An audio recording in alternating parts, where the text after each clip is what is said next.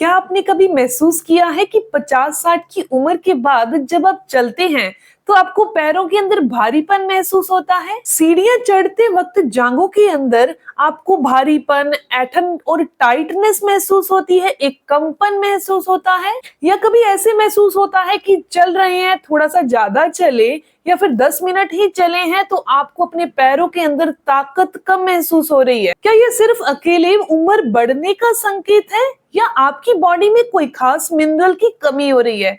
तो चलिए जानते हैं कि पैरों की मांसपेशियां जो हैं वो कमजोर क्यों होती हैं, इसके पीछे क्या कारण है, इसे कैसे पूरा किया जाए, कौन सी नेचुरल चीजें जो हमारे घर पर हमें अवेलेबल हो जाती हैं, मिल जाती हैं, पैरों के अंदर ताकत ला सकती हैं।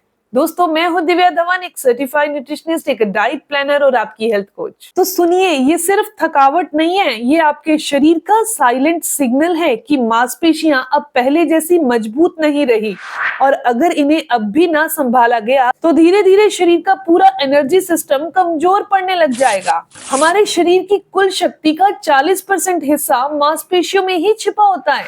ये मांसपेशियां ही हैं जो हमें चलाती हैं, उठाती हैं, थमाती हैं, यहाँ तक कि हमारे दिल की धड़कन और सांसों की लय भी इन्हीं से जुड़ी होती है। लेकिन आज के खान पान, बैठकर काम करने की आदत और पोषक तत्वों की कमी ने हमारी इन मांसपेशियों को धीरे धीरे कमजोर करना शुरू कर दिया है। खासकर टांगों की मांसपेशियां तो पूरे शरीर का भार उठाती हैं, सबसे पहले इन पर असर पड़ता है। तो आज हम समझेंगे कि आखिर टांगों की मांसपेशियां कमजोर क्यों पड़ती हैं, कौन से 5 छिपे हुए कारण हैं इनके पीछे जो हमारी जांघों, पिंडलियों और नसों की शक्ति को खत्म करते हैं और इन्हें ठीक करने के लिए हमें क्या क्या बदलाव चाहिए अपने खाने में, अपने पानी में, अपनी दिनचर्या में। तो चलिए शुरू करते हैं। सबसे पहले मैग्नीशियम की कमी, ऐसा मिनरल जो आपकी मसल की एनर्जी स्विच है। दोस्तों, मैग्नीशियम को मसल मिनरल कहा गया है क्योंकि ये मांसपेशियों के सिकुड़ने और ढीला होने में मुख्य भूमिका निभाता है। जब शरीर में मैग्नीशियम कम हो जाता है तो मांसपेशियों में क्रैम्प्स, झंझनाहट, कमजोरी और नींद में भी दिक्कत आने लगती है। साइंटिफिक तौर पर बताऊं तो मैग्नीशियम, पोटेशियम, कैल्शियम के साथ मिलकर मसल इलेक्ट्रोलाइट बैलेंस करता है। इसकी कमी से नर्व सिग्नल ठीक से ट्रांसफर नहीं होते और आयुर्वेदिक तौर पर बताऊं तो ये वात दोष की वृद्धि का संकेत है। वात बढ़ने से शरीर में शुष्कता, खिंचावट और कंपन होता है। इस मैग्नीशियम की कमी को कैसे पूरा किया जाए ताकि टांगों के अंदर ताकत आ सके, तो अपने खाने के अंदर भुने हुए चने, रात को भिगे हुए बादाम और कद्दू के बीज रोस्ट किए हुए खाना शुरू कर दीजिए। सब्जियों और फलों की बात करें तो आपको पालक लेना, केले खाना और नारियल पानी पीना काफी अच्छा है। और हमारे आयुर्वेद के अंदर कुछ हर्ब्स हैं जिसका इस्तेमाल आप कर सकते हैं मैग्नीशियम की कमी को पूरा करने के लिए, और वो है अश्वगंधा। रात को आप दूध या पानी के अंदर अश्वगंधा लेकर मैग्नीशियम की कमी को पूरा कर सकते हैं। अब बात करते हैं दूसरे कारण की, यानी शरीर के अंदर पोटेशियम की कमी होना। पोटेशियम शरीर का एनर्जी स्टेबलाइजर है। ये मांसपेशियों और नसों के बीच संचार को नियंत्रित करता है। जब पोटेशियम की कमी हो जाती है तो शरीर में सोडियम बढ़ जाता है, जिससे मांसपेशियों में ऐंठन हो जाती है, थकान महसूस होता है और दिल की धड़कन असामान्य हो जाती है। अब बात करते हैं कि पोटेशियम का काम क्या है। पोटेशियम कोशिकाओं के अंदर और बाहर द्रव का संतुलन बनाता है। अगर इस द्रव का असंतुलन हो जाए, यानी कि बैलेंस बिगड़ जाए, तो लेग के अंदर, टांगों के अंदर वीकनेस का जन्म हो जाता है। और आयुर्वेदिक दृष्टि से बताऊं तो अग्नि और रस की कमजोरी से ऐसा होता है जो भोजन ना पचने के प्रोसेस से है। क्या चीजें खानी चाहिए?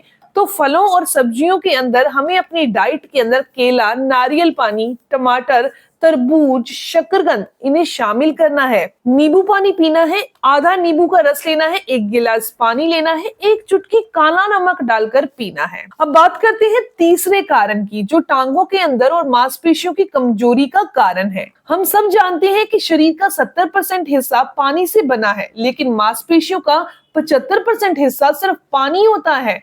जब शरीर डिहाइड्रेट हो जाता है, मसल सिकुड़ने लगते हैं, इलेक्ट्रोलाइट बिगड़ जाता है और थकावट, दर्द और खिंचावट बढ़ जाती है। पानी रक्त में ऑक्सीजन और पोषक तत्वों को घुलाकर मसल तक पहुंचाता है और पानी की कमी होने पर ये प्रक्रिया धीमी पड़ जाती है। पानी की कमी शरीर में होने पर पित्त धातु असंतुलित हो जाता है, जिससे शरीर के अंदर जलन बढ़ जाती है और सूजन रहने लगती है। क्या करना चाहिए पानी की कमी के लिए? सिंपल सा है ना, पानी पीना होगा। कम से कम 2.5 से 3 लीटर पानी आपको पीना है। आप नारियल पानी पीजिए, आप छाछ ले सकते हैं, नींबू पानी पी सकते हैं, फलों का जूस पिया जा सकता है, लेकिन फल खाना फलों के जूस पीने से ज्यादा अच्छा है। और एक्सरसाइज करने के बाद, फिजिकल एक्टिविटी करने के बाद इलेक्ट्रोलाइट ड्रिंक जरूर लें। चौथा कारण क्या है? बॉडी के अंदर विटामिन डी और कैल्शियम की कमी होना।